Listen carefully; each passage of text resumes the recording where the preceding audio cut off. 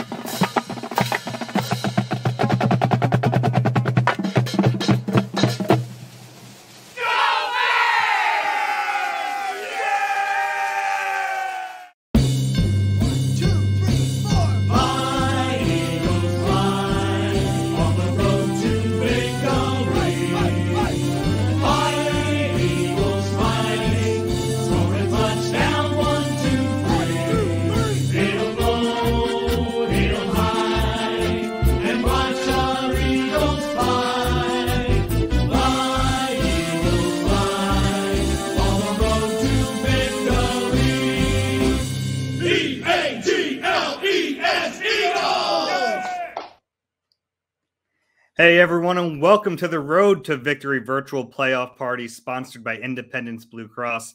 We're going to have a lot of fun. The Q&A coming in just a minute here, so feel free to start dropping in your questions. We're going to get to all of them. But first, let's introduce our guests today, and we'll start off with Ruben Frank, who is the co-host of the Eagle Eye podcast with me. We know a lot of Eagle Eye listeners are on here, and we appreciate that. Also, Ray Didinger, Barrett Brooks. Guys, this is going to be a lot of fun.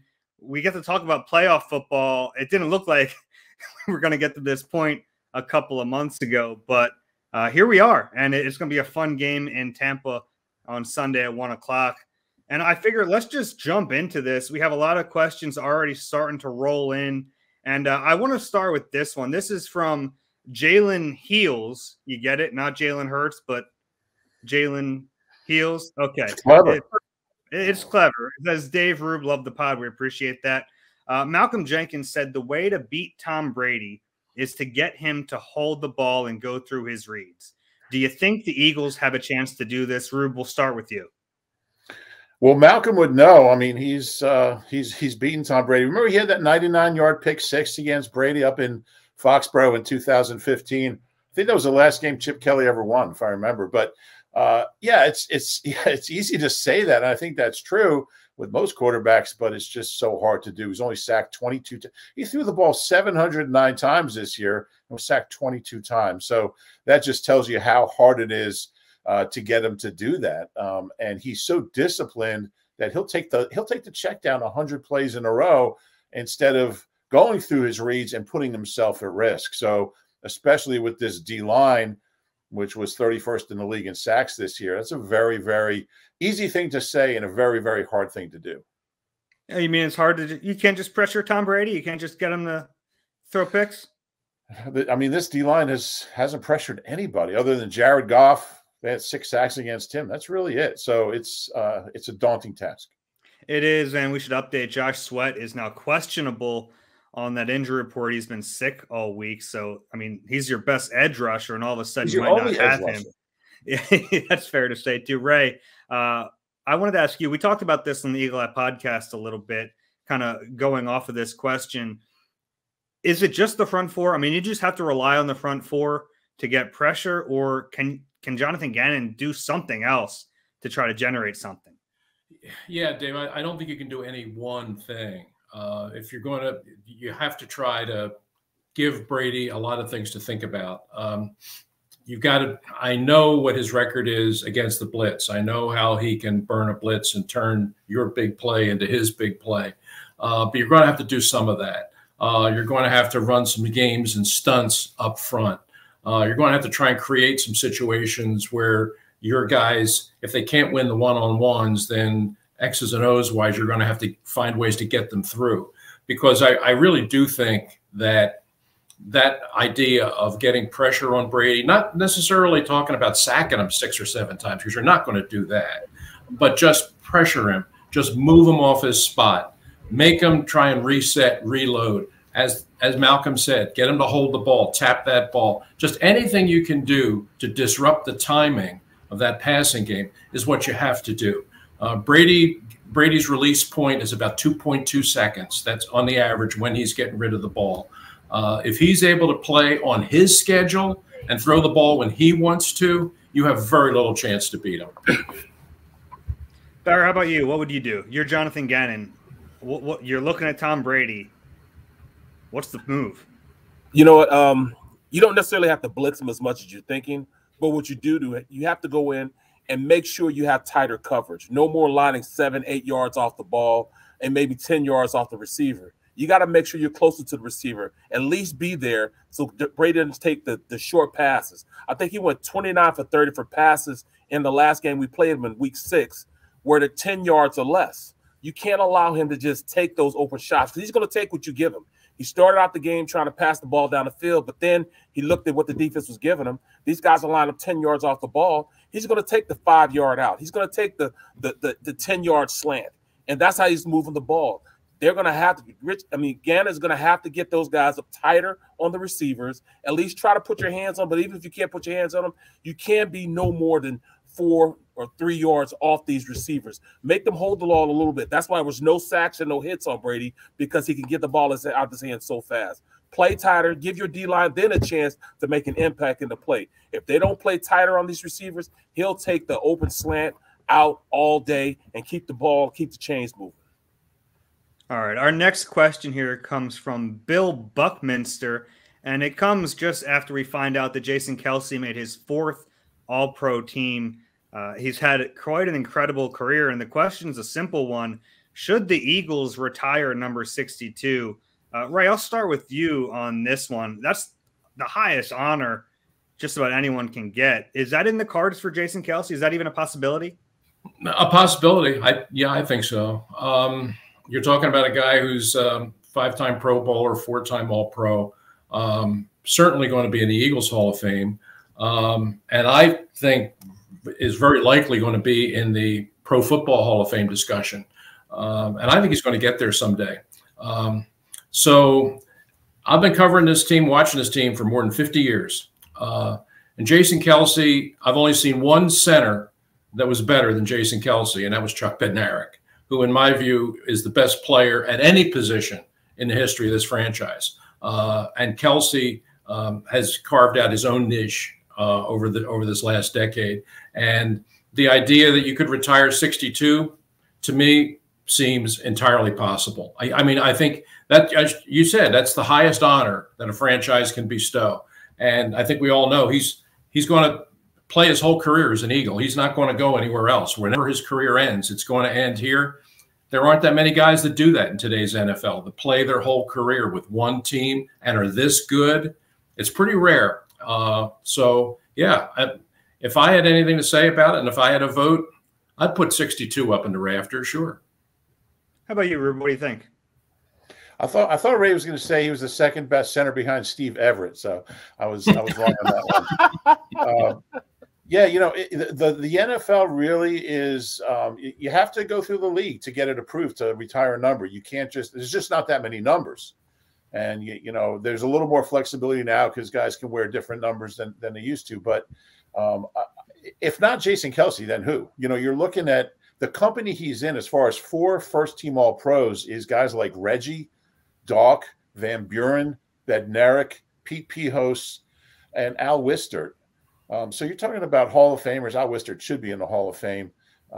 If not Jason Kelce, then who? You should never retire another number. So, you know, what this guy represents, he embodies everything this city is about. He's more than just a great player, a great person, and really gets this city.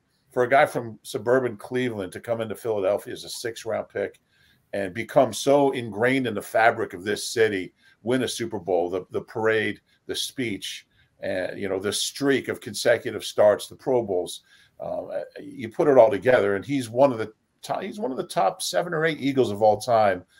Absolutely, number 62 should never be worn by anyone else.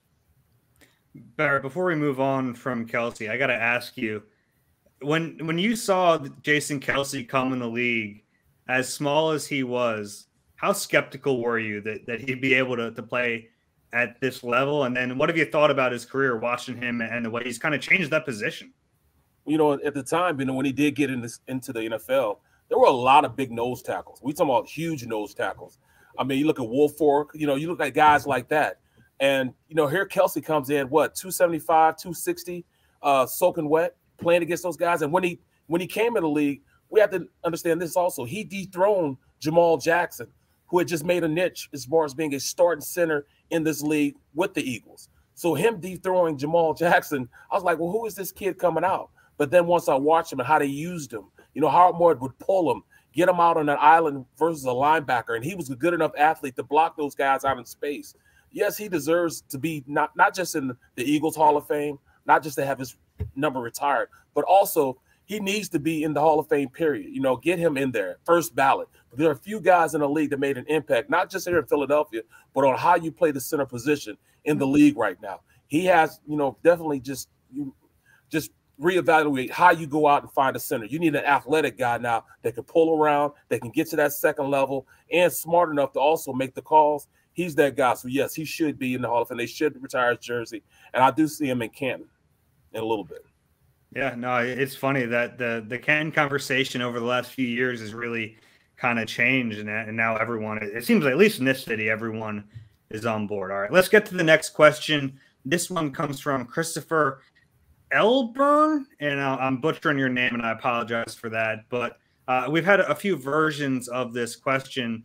Would you double Gronk and make Brady throw to the receivers on Sunday? It's an interesting question because no Chris Godwin, he's out for the season. No Antonio Brown. Don't know where he is, but it won't be in Tampa on Sunday. He's hanging out with Madonna. Is he? That wouldn't surprise me. Barrett, let's go right back to you here. What would you do? I mean, would you double Gronk? It's a decent thought, but they also have a couple other tight ends who are pretty good too. Right, you got Cameron Brake, you have O.J. Howard. You know, they have some really good tight ends, and I think they're going to go back and look at a little film of what they did with Brady back when they had the 2 tight end sets up in New England. Would you double him? Yes, you're going to have to double him. He's that dynamic of a player. At least have a safety roaming around there because, you know, the match is going to be Singleton versus Gronk, and you're going to have somebody over the top, you know, because he's just as fast as the linebackers, and, you know, he's physical as far as being against the safety one-on-one. So you're going to have to, you know, do a little bit of that doubling. But the big thing is I'm not so much worried about getting the ball out to the outside. You know, I like Slay, I like Nelson, I like Avonte Maddox going against the receivers that they do have there. Gronk is definitely the guy that he's going to look to. He's the safety blanket, and he's the guy that's going to want to get the ball to anyway. So, yes, I would double Gronk the majority of the time, understanding that Slay is good enough to handle Evans, you know, or everywhere else on the field. But, you know, at the end of the day, if they don't play tight enough, they give them time to just throw those quick passes, you won't be able to generate any pressure up the field with their line. And it's imperative that Hargrave and Fletcher Cox have a great game, getting penetration up the field. Ray, what do you think with Gronk? I mean, can you afford to double him, or would you do it in certain situations?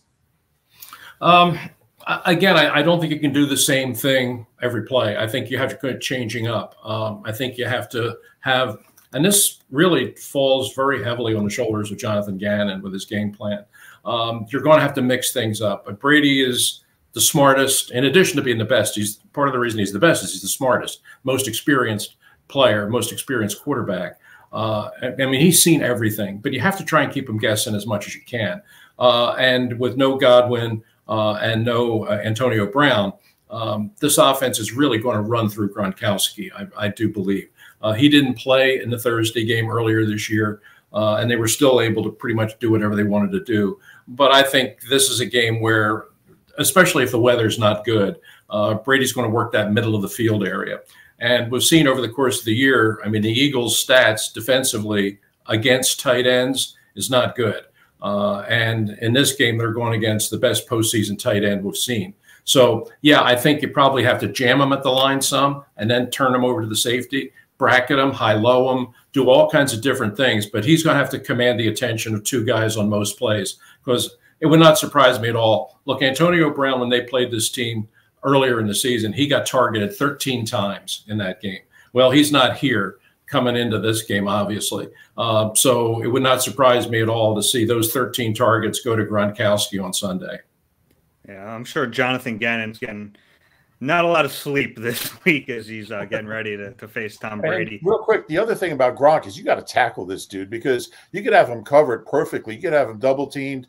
If he gets the ball in his hands, he's such a threat to get 10, 12 yards after the catch, even if he's got guys on him. So you gotta swarm to the ball, gang tackle him, and get him down. All right. The next question here from Dash the 6. Can we get Greg Ward some snaps? That slot is going to be wide open on Sunday. I'm not sure about wide open, but I like the idea of playing Greg Ward, especially because they're not really getting much from Jalen Reagor. Rube, I'll start with you. I know you've been a pretty big Greg Ward fan in not his really career. Getting much. Understatement of the century. Go ahead. That's probably fair. Greg Ward, I mean, what would you do here? How many snaps for Greg Ward would you give him on Sunday? All of them. I would give him all of Reagor's snaps. Look, I don't want to pile on Jalen Reagor, but he's given this team nothing in the punt return game, in the receiving game, certainly in the jet sweep game. Whatever you try to do with him, he's not only not helping you, but he's hurting you.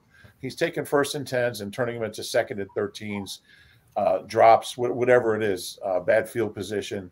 If I was a coach, he'd be inactive. He'd flat out be inactive Sunday. And Greg Ward would be in the slot. And look, you saw his value. He gets 1 target the other day on 3rd and 14. It's a broken play. Jalen Hurts is running around, and he catches a 27-yard catch on 3rd and 14 to set up a touchdown. And, that's what he does. That's his value. And look, I'm under no illusions that Greg Ward is a Pro Bowler, but I do know he can get open on third and short. He can get open. He can catch the ball. He's not going to drop it. He's going to be where he's supposed to be. And if that ball's catchable, he'll catch it. And he'll get in the end zone too. So to me, it's a no-brainer. Nick Sirianni owes it to his team and his players to put the best 53 players out there Sunday. And Jalen Reagor is not one of them. Greg Ward is. I'd like to see him have an expanded role, no doubt. Tell us how you really feel. Stream, come on, man. The stream. Can we put Jalen Reagor in Swoop's costume? That's pretty bad. But you're right, man. It's all about production. What have you done for me lately? This is an unforgiving league, and we've been on Jalen Reagor the entire season. It's time for the coach to see what we've been seeing throughout the course of this year. He has not been productive. You have to produce. Okay, sometimes a 1st-round pick just doesn't work. This just doesn't work for him. So maybe, we can find another place that he wants to be at. But right now, he does not deserve right now to play in this game at any type of, high rate of production. No way he should be on the field. I mean, he's taking reps away from somebody who can play, who can go out there and produce. I mean, I'm just in awe on how much they have tried to force feed him the ball, and they force fed him, and he still has not bitten anything or taken advantage of every opportunity that he's had. Give Jalen Reagor the boot. You're going to have to bring somebody in that can come in and play and put a little bit of worth at that position anywhere he's been. I got some bad news for you guys. I think he's going to play in this game. It's kind of what they've done all year. You still have time here, guys. Get those questions, and we'll start to go through them a little quicker. I want to try to get to as many as we can. This next one is from the Diamond Wrecker. Who is more critical to winning this game, Miles Sanders or Jalen Hurts? We should mention Miles Sanders is going to play in this game. He had surgery on his hand less than 3 weeks ago, but he said he's playing. The coach says he's playing, so he's going to be out there. Ray, I'll start with you. Miles Sanders or Jalen Hurts, who's more critical? It's quarterback. It's always the quarterback.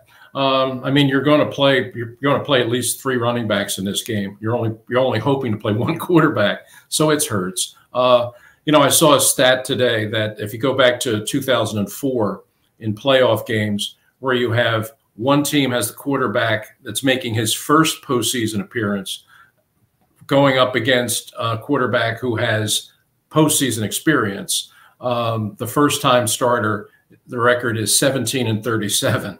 And here you got Jalen Hurts going up against the guy who's got the most experience and the most Super Bowl rings and the most everything. So that's what you're up against. If the Eagles are going to have a chance in this game, look, Sanders has to play. You're going to have to run the ball, no question. But Hurts is the guy that's going to have the ball in his hands more than anybody else. So if I have to choose between the two, obviously I'm going to go with the quarterback. Rube, let me ask you, because Miles Sanders, they say there's no limitations on him. I think we all probably agree with Ray that the quarterback in just about every situation is going to be more important to the success. But with Miles playing and they say there's no restrictions on him, does he have a chance to have a big game here? And what's your level of concern with the ball security aspect of this, knowing he's coming off that broken hand? Yeah, I think, look, if you have any chance at all to beat the Bucs, Miles Sanders has to play. And when he got hurt, I mean, he was really having one of the best stretches, actually not only the best stretches he's ever had, but statistically one of the strongest stretches any Eagles running back. I mean, he was averaging 6.1 yards per carry between the 2 injuries. So his problem has always been staying on the field, not production. I mean, he's so talented. And I think he's run more decisively and tougher this year than he has in the past, which has been interesting. I think he's kind of learned a little bit from watching Jordan Howard, adopted a little bit of that game where he doesn't dance around anymore. So I expect a big thing. I don't worry about the turnovers. I mean, he wouldn't be out there. I think he's going to be really careful with the football. Catching the ball might be an issue. That's different, but he hasn't really been involved that much in the passing game anyway. Look, if you have any chance, you got to get what you can out of Miles Sanders. And I think he's going to have a big game. The Bucs have not been a good run defense the second half of the season. I really think there's something there the Eagles can take advantage of. All right, let's move on. BA Sauce Gaming. First off, we appreciate the kind words. Says he listens to every pod, watches the pre and post game shows. So we appreciate that. The question, Barrett, is, are you guys worried about the young linebackers on Sunday, especially against Gronk? The linebacker position has really changed up as the season's gone on. Right now, they come into this with TJ Edwards, Alex Singleton, and Jannard Avery. What are your thoughts on that position? I mean, that's one of the most crucial positions we have on our team that we need to upgrade. Right now, I mean, TJ Edwards has showed enough that he's going out there. He's been a thumper. He's been a guy that's been out there and kind of influenced how to play the linebacker position a little more aggressively. This is a game where, I know they're going to try to run with Leonard Fournette, so our linebackers have to come in a better position to play harder and be an impact player, and tackle behind the line of scrimmage. They're going to have to stop the run game. The only way they can do it is those guys get a little more penetration, and, those guys up front, keep those guys kind of clean so they can scrape. It's imperative that our linebackers play the best game of their lives, because at this point they're going to have to cover and they're going to stop the run with Leonard.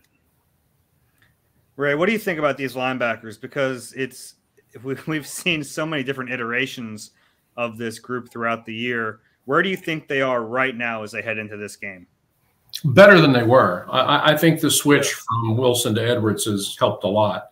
I mean, and if you look at the numbers, the run defense over that part, from what it was early in the season when Wilson was in the middle to what it's been since they made the switch to Edwards, significantly better. I mean, the run defense is much better because, like Barrett said, I mean, he's a thumper. I mean, he's a big guy who plugs those gaps in between the tackles, and good solid tackler, which Wilson really wasn't. We know that he's got certain limitations in coverage, and that's the problem when you're going up against Tom Brady. Tom Brady just feeds on linebacker cores. He just does, because he's got the 3 tight ends, and they're all good, and they all run good routes. And that's where I think that's where Brady's going to go to work right here. I mean, I doubt that he's going to be throwing many balls down the field, especially if the weather's not very good. He's going to try and work that middle of the field area. He's going to throw Fournette out of the backfield. He's going to work the tight ends, and that's going to be right. He's going to paint a bullseye right on those 3 linebackers, and they have to play not just well, but they have to play their best game for the Eagles to have a chance to slow this offense down. Rube, I know we just heard the word thumper twice, so go ahead. He's a thumper. Yeah, Cote. Everybody was a thumper to Cote. Hey, Rich, what do you think of this? He's a thumper. Everybody was a thumper. So all right, I just hear that, I regress to Cote. And it's funny now that I hear every time I hear the word, I don't hear Cote. I hear you doing Cote right in my head. That's what I think Cote is now. I hear his voice when I think of Cote now. That's it. Really next flattering. is Marine Fred Antoni. What's your favorite Eagles playoff moment? This question was directed toward you, Ray, so we'll let you take the first crack at it. Your favorite Eagles playoff moment? Oh, geez. I mean, are we taking Super Bowl 52 off the table? I guess we ought to, because I think, to me, that's going. Yeah, I mean, to me, that's the obvious one. I mean, if Super Bowl 52 is that's the apex. That's that was the day they climbed the mountain. And but if you aside from that, I would probably go back to the 80-81 championship game against the Cowboys at the old vet, and the Wilbert Montgomery run right off the first possession, 42 yards off right tackle, and just literally feeling Vet Stadium shake when he broke into the open field. That's a moment I'll never forget. How about you, Rube? Yeah, I saw the question up there, and I was thinking about that. And there's two that are tied for me. I mean, 4th and 26, you just can't beat that. And the fact that it was Freddie, and he got hammered on the play. I was watching it today a bunch of times. He made a great play. But you know what I'm going to say? I'm going to say in that 2001 conference semifinal game in Chicago, super cold. It was a late game, and Damon Moore had an interception off Jim Miller. And it was Hugh Douglas's block on Jim Miller that really knocked him out of the game and really pretty much ended his career. And I actually talked to Hugh today, and what Hugh said to Jim Miller during the play as Demo was running the ball back, he said, "Don't move." And he moved. The rest is history. And which is the most Hugh Douglas thing ever. And Hugh got fined for it, and then he appealed, and they rescinded the fine. He said it was a clean hit. And the Eagles went on. They were trailing, I believe, by like 8 points at halftime. I thought that was one of the toughest games, probably the best game Donovan ever played from a sheer toughness standpoint. Terrible. That Bears team, they were the number one seed, I believe, and number one defense. And the Eagles just went out and hammered them. It was incredible. So I'll go with the Demo pick and the Hugh block. I like that. I want to go around the horn on this one and finish off with you, Barrett. Do you have one in mind?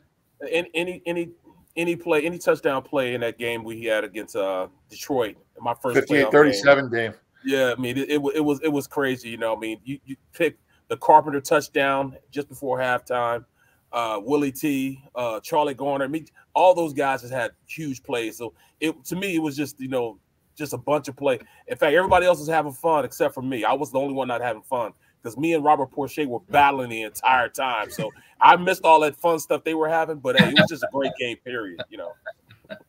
The one that comes to mind for me, and it's a pretty obvious one, and I haven't been around as long as you guys, but that pick six in the NFC Championship game, I can still hear the crowd at the Link. I mean, that's about as loud as stadium's ever been that I've been in. I mean, You're talking P-Rob. Yeah, Patrick Robinson pick six in the NFC Championship game. I mean, that was the that was a moment I'll never forget. And even, I mean, the lead into that game, the warm up, you remember that? Yeah, there it is, Patrick Robinson. The moment before that game when they started warming up, and you're looking around like, there's no way they lose this game. And even when they got down, you're like, it's going to take one play, and then that Patrick Robinson play. And shout out to Chris Long because he made it happen. But that was certainly a fun one. All right, the next question here from Adam Leffler, and I like this. It's a little outside the box. If we win the coin flip, do we take the ball instead of deferring? Don't want to fall behind on the scoreboard. It's interesting because the Eagles have been a defer team. And that's what the numbers say to do. I mean, the probability and the stats say to defer. and you get an extra possession that way. But they have started slow. Rube, put yourself in Nick Sirianni's shoes. You win the coin flip. What do you do? What has Nick said all week? We're going to play this game like every other game. I don't think he can play scared. I think if you do that, I think it's a message that we're scared of this team. And I think that's a bad message to send. I would keep doing – look, I understand the logic of it. I mean, it does make sense in some very real ways. But I don't want to plant that seed of doubt in my defense that, hey, I don't really trust you guys here. So I want the offense on the field and try to get something early. So I would stick with my guns and do what they've been doing all year. Yeah, I like that one. All right, let's move on. Josh Snipes. Yeah, hey, Dave. I agree with what Rube said. The only caveat would be if the weather really is amazing. I mean, if you really do have 40-mile-an-hour winds, might be the only way that I might think about taking the wind and making Brady go into the wind for the first half. That's the only way that I would. That's the only way I would change. I like the idea. It's worked out well for them. And a team that starts slow like them, I don't know, having the ball first is that big an advantage. So I would defer if I wanted to toss, unless the weather conditions were just so weird that it would sort of dictate to take the win. But otherwise, I'm deferring. Yeah, that's an interesting angle. It looks like the rain might be out of that area by 1 o'clock, but the wind seems like it's probably going to be the bigger issue for that game. All right, Josh Snipes. Will the Eagles run a lot on the perimeter in order to avoid the mismatch of Kelsey versus Vita Vea inside? Barrett, I want to go to you on this because it's not just Vita Vea, it's Ndamukong Suh in the middle too. Right, but I think if you do that, you kind of fall into prey with a lot of teams saying, you want to run away from Vita Vea. No, you want to run right at him, double team him, because that's when you have double teams. When you run inside zone, when you run power plays, you double team them as opposed to run. If you run outside, you're going to single block them, but then you activate those linebackers, and that's what you don't want to do. You don't want to give White a chance to just run as a free hitter, and that's what those big guys in front do. Guys like Ndamukong Suh and Vita Vea, they eat up blockers, so you don't so on the outside they can run and go hit you on the outside and have those linebackers speed and go make plays. Run right at them, double team them to the linebackers. That'll be your best bet to go against this defense. Everybody has been unsuccessful running on the outside. When you run right at them, then the size of those linebackers is counterintuitive to them because they're smaller guys. Now you put them big offensive linemen on those little linebackers, and I think that's how you're going to move the ball and make hay. Run directly at them, double team the big guys up front, and it'll give you the ability to get on those linebackers and press them back. That's what I would do, and that's what the game plan that I would go in when you have a fast linebacking core that scrapes well on the outside. Yeah, we'll see about Levante David. I know he's kind of questionable coming into this game. He makes a big difference. Ray, how about you? I mean, it seems like Bruce Arians was talking this week, and he said a lot of the teams have tried to run away from Vita Vea. Would you do that, or would you do what Barrett said and try to run at him? The statistics would tell you to run outside.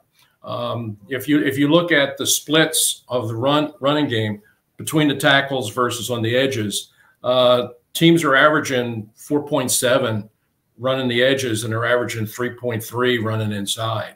So, yeah, I mean, the teams that have tried to run at the big guys inside haven't had a whole lot of success. They've been more successful running to the outside. And that's why I felt getting Sanders back was really important, because he's your best slasher on the outside. I don't know. I mean, there's certainly logic to what Barrett says, but the statistics would indicate teams have had more success running on the edges. All right, let's move on. Cortez Martinez asks, "Hi, how can the Eagles contain Tampa's defense?" Rube, it's our old friend Todd Bowles down there. We know what kind of defense he runs. We know what kind of problems that can present. If you're Nick Sirianni and Shane Steichen, how do you go into this game? What's your game plan? Well, I mean, we've talked about it all week. The game plan is to run 40 times and throw it maybe 18 to 20 times. And I just think you dance with who brung you. I mean, this is the team's identity. This is why they're here. This is how they got here. This is why they went 7-2. It's from running the ball 40 times a game, 35, 40 times a game. And you have a healthy Sanders. You have a healthy Jordan Howard. I would unleash these guys with a dollop of Kenny Gainwell or Boston Scott if you want to change things up. But, I would mix up the backs. I would mix up the way you attack them. But I would stick to running it. And I just think if you get into a game, and that's why you can't fall behind this team. There's a lot of teams that have run the ball well early on Tampa, and then they fall behind. You look at the final totals, they had like 13 carries for like 92 yards, but they had to get away from it because they're down, 28-10, early in the third quarter. So I would attack the same way this team is attacked. You pick your spots to throw. Hurts has to be efficient and mistake-free. These guys can't drop passes. Use Devontae, use Goddard, but the focus has to be on running it. And if it doesn't go well the first series, run it some more because you can't abandon it. So, look, this guy is one of the best defensive coaches I've ever been around. I'm a big fan of what he does. I think if you get into a thing where you're chucking it too much, it's going to fall right into their hands. Barrett, how about you? I mean, if you're looking at this game, that Todd Bowles defense, man, it's tough. Do you agree with Rube? You just have to kind of stick with what got you here? You have to. It's a totally different offense that Todd Bowles is playing against this week as opposed to the last time they played him in week 6. They were trying to run RPOs back then, and what they did was they would slant the defensive end, and then they would scrape the linebacker around and bring the safety down. So when they slanted the defensive end, it would tell Jalen Hurts to pull the ball. Then they scraped the linebacker around to handle Hurts, and tackle Hurts. And then they would bring the safety down so he couldn't throw the outside to the outside because the safety's sitting there. So, that was great in stopping the RPOs. Now they run the ball consistently. Now Todd has to go out there and stop the run. And when you stop the run, you tend to, stack that box a little bit. And I really believe that Smith, Goddard, and those guys can make some hay on the outside just from being open from them keeping the extra defender in the box. So they're going to have to run the ball consistently. That's going to open up the pass game for Jalen Hurts. Now they can do a little play action. When you do play action, it gives you solid protection because you keep some blockers in, and it allows you to go on with the one-on-one routes on the outside to the Smiths and to the Goddard. So, he has to defend a lot more this time as opposed to what he faced in week 6. Hurts is a better player. That offensive line is a better player. And that run game is definitely better than before. Right. I'll give you a crack at this one, too. And in addition to that, Todd Bowles' defense, what scares you the most about it? If David's playing the linebackers, the speed of the linebackers, if you look back, anybody that saw the Super Bowl last year, they really controlled that game. Was 2 inside linebackers. They can pretty much do everything. They play the run really well. They can drop into coverage. They're always in the right spot, and they're a defense that takes the ball away. They had 29 takeaways this year, which is a lot. It's almost twice as many as the Eagles had. So I know that their run defense sort of tailed off the second half of the year. It coincided with David's injury when he went out with the knee, and then at the end of the year he had the other injury. He's really the key. When he got hurt and left, you saw their defense against the run sort of went down a little bit. His status for Sunday, to me, is critical. White's really a good player, but to me, David is really the key to that defense. And their ability to play sideline to sideline, to me, is really unparalleled in today's NFL. They're that good. That's the straw that stirs the drink for Todd Bowles and that defense. All right, guys. Brian Brown asks, do you see Jalen Hurts having that signature game on Sunday? This is, to me, one of the most fun questions of this entire game. You have this young 23-year-old kid, the youngest quarterback in Eagles history to take them into a playoff game. It has the possibility to be a really big moment for him. Rube, I'll start with you. What do you think? It's a very tough ask. Only 2 quarterbacks younger than Jalen Hurts have ever won a road playoff game, Mark Sanchez and Michael Vick. Look, to be 23 years old in your first season as a starter going into a road game against the Super Bowl champs is a lot to ask. So I think you don't even look for a signature game from him. I think you just look for mistake-free football. He's not going to go out there and throw for 400 yards and 4 touchdowns. Look, if he does, great, they'll probably win. But he just needs to be smart, be accurate, not force things, and just protect the ball. That's the number one thing. He's got to protect the ball. If you turn the ball over against this team, it's over. And look, takeaway giveaways has been a real problem for the Eagles. Like Ray said, they don't get takeaways. They haven't had a ton of turnovers, especially the second half. And Jalen's been better with that. But I'm not really looking for a signature game as much as just an efficient, mistake-free game. Hit the passes that are there. Don't be afraid to throw it away. Don't be afraid to cut your losses. Run at the right times and just be smart and efficient. And that's all I can ask from him.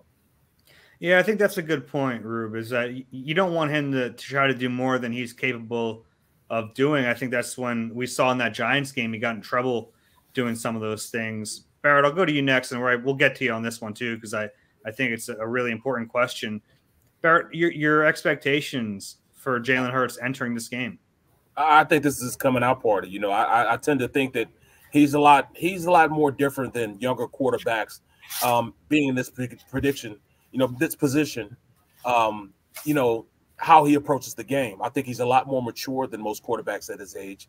And I really think this is going to be his coming out party as far as him solidifying himself as the Eagles quarterback. He can use this as a springboard going into this season, into next season, to show, hey, I am the guy, you know, which will make things very easy for this team to go out there and draft on, you know, for next year's draft. This could be the coming out party in which, you know, Jalen Hurts becomes Mr. Philadelphia. He becomes the Eagles quarterback going forward. And I think that he has that kind of a dynamic game to, you know, what he's going to bring to the table. His ability to run, you know, we haven't seen this in a long time. And I really, really think that this is going to be a game in which he's going to be the ultimate factor on why I think they're going to win this game. Interesting. And you mentioned his ability to run. He's probably going to be a lot healthier in this game than we've seen him in quite some time. Ray, I'll give you the last word on Jalen Hurts here. Yeah, I expect him to play well. I don't think, you know, I referenced that stat at the beginning that in the last 20 years, quarterbacks who are making their first postseason start going up against a team with a quarterback who's a veteran, who's been there before, they're 17-37. I think that's a pretty fair representation of the disadvantage of a guy starting his first postseason game against a guy who's been there, much less a guy like Brady who's been there all the time. So it's a big ask. It is. But one of the things, and I think maybe the biggest thing that Hurts has going for him is, number one, the way this offense is constructed. It doesn't have to be all about him. I mean, it really is about the offensive line and your ability to run the football. The Eagles have proven they could do that over the second half of the year. That's what got them to the playoffs. So it isn't like that he's the young Marino, that he has to come out. If they're going to win this game, he has to throw it 50 times. He doesn't.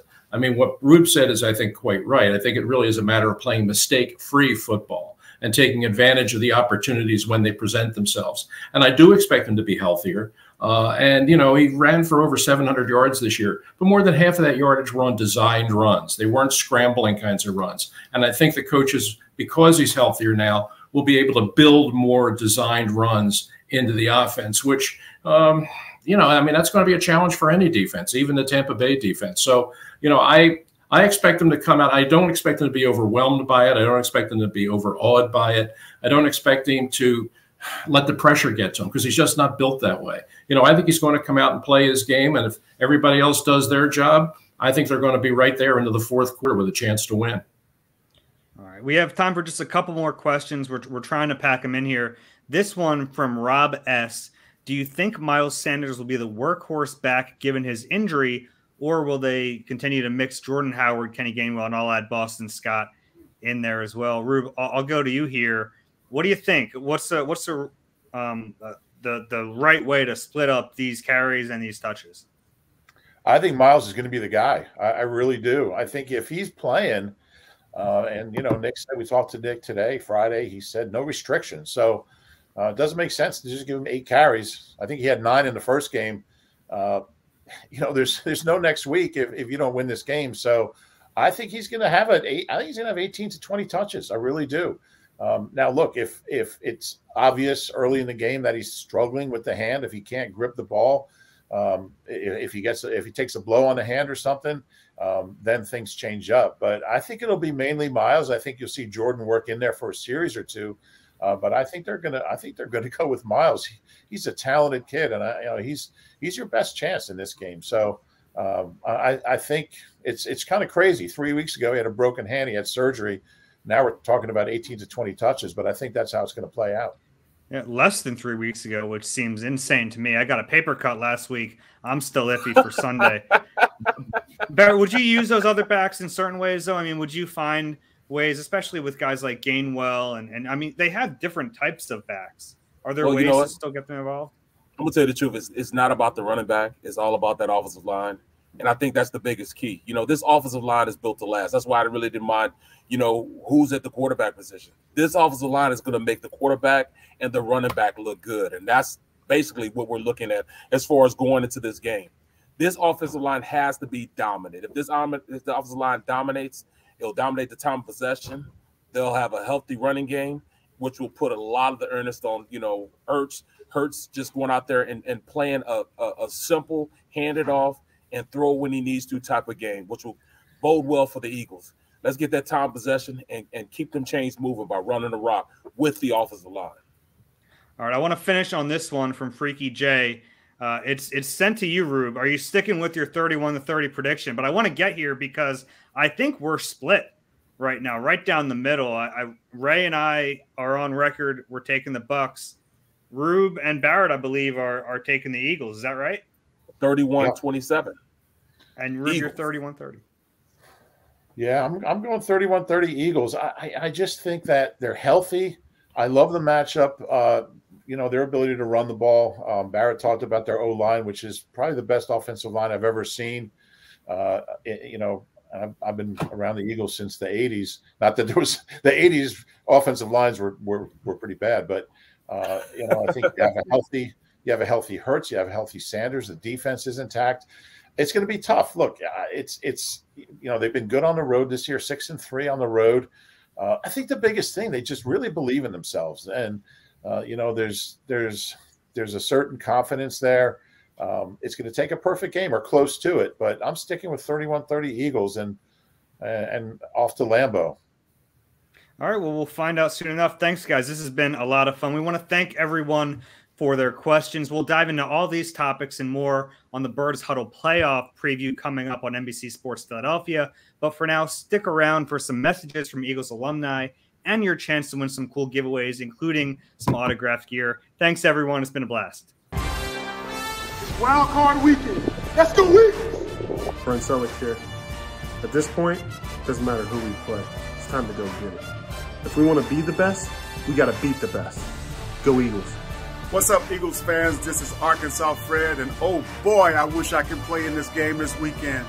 But you know what? I think the Eagles are going to be just fine without me. Good luck, Philadelphia Eagles. Let's go, Birds!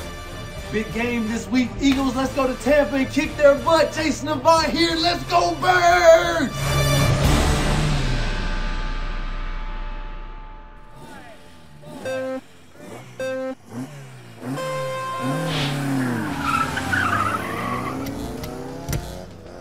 First time the Birds and the Bucs matched up. Dallas Goedert did not play when these teams faced each other earlier in the season.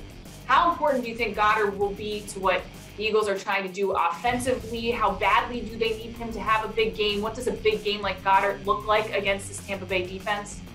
Well, I think he'll be monumental because I'm not sure what the secondary for the Bucs is going to look like. They've had a lot of injuries, a lot of guys in, a lot of guys out. But what they do, because their linebackers are so good, they give the assignment to the linebackers to cover the tight end quite a bit. When Jalen Hurts deciphers that they're in man-to-man coverage, and he's got Devontae David lined up on Dallas Goedert, the Eagles have to take advantage of that matchup. They have to take advantage of it because the Bucs believe, and they're one of the few teams in the NFL that believe that their linebackers can cover elite level tight ends, and I believe that Dallas Goedert is an elite level tight end. They've got to take advantage of that matchup. And Jalen's he's got to notice it. He's got to see it right away. And him and Dallas has got to be on the same page, and they've got to figure out a way to make it work. Fly, Eagles, fly. Fight, Eagles, fight. Touchdown, right to three.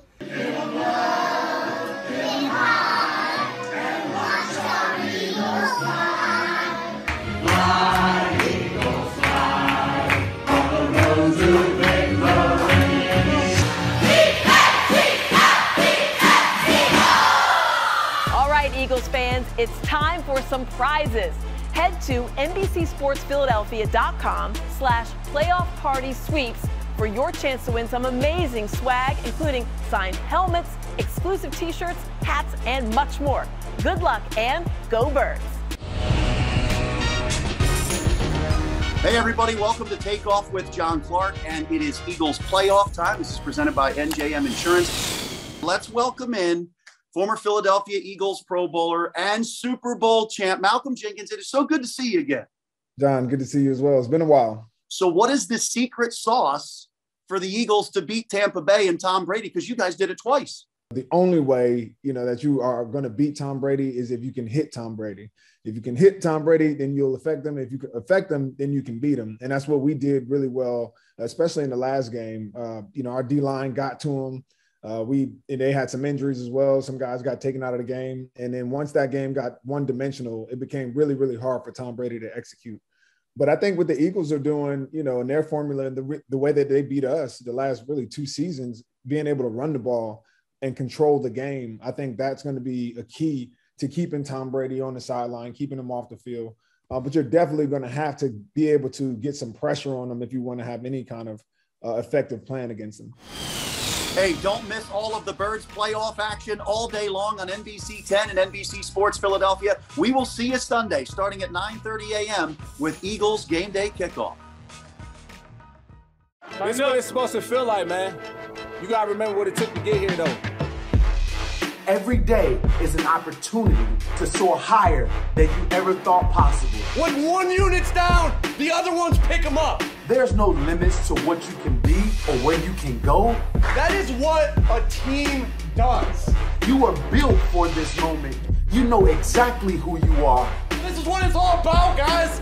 We put too much into this not to freaking love this right here. Now it's time to show the world that when you play your game, nobody can stop it. We're road warriors now. Keep pushing. Keep that roots on, baby. Let's go, 3, 1, 2, 3, roots. Keep fighting. Yeah. We're back in this thing, baby. All we gotta do is believe, you know what I'm saying? Take flight. Soar. Do it together. Love y'all boys. Family on 3. 1, 2, 3. Family. Let's get it. Fly. Eagles fly. Let's go.